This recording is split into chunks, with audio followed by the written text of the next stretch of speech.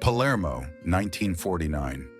In the narrow streets where laundry hung like surrender flags above the alleys, a boy grew up learning silence before he learned speech.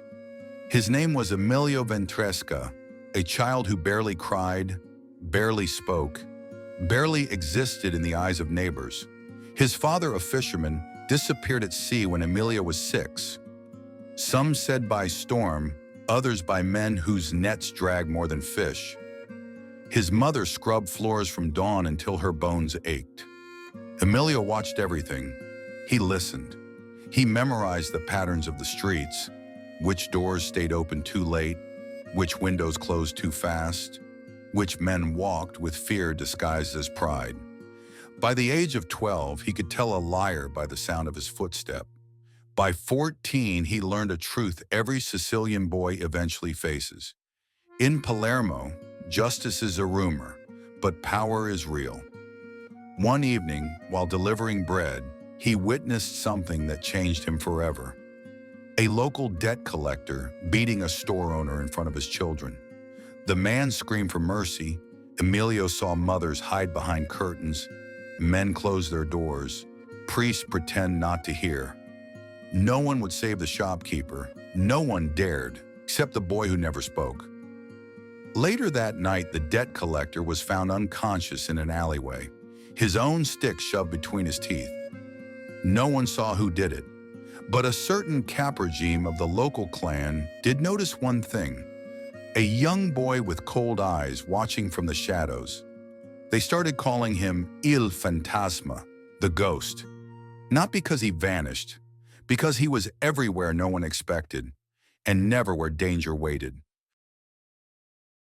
Part 2. The Making of a Silent Lord.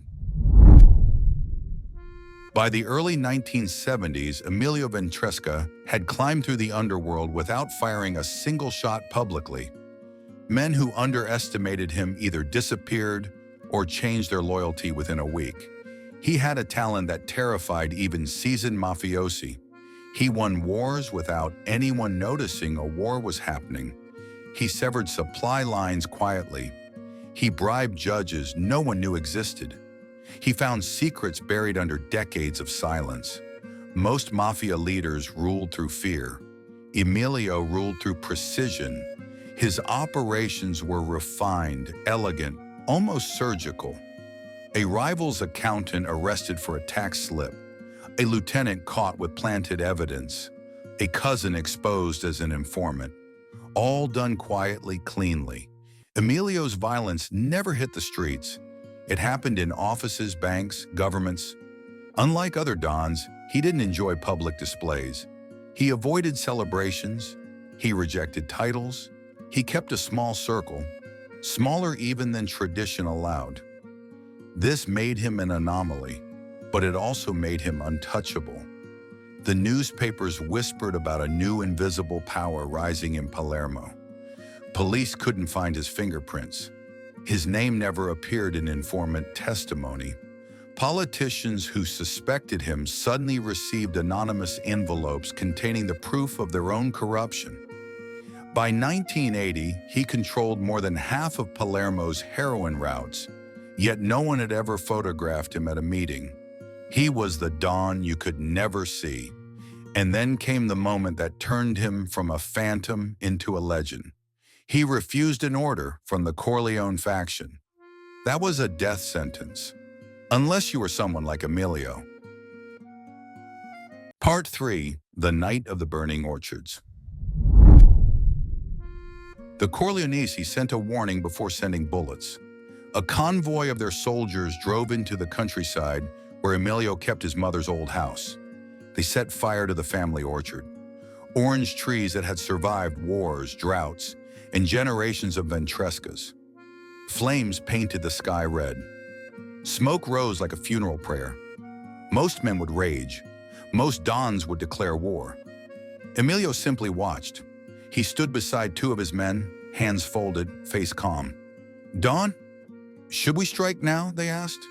"No," he said, "not while they expect it."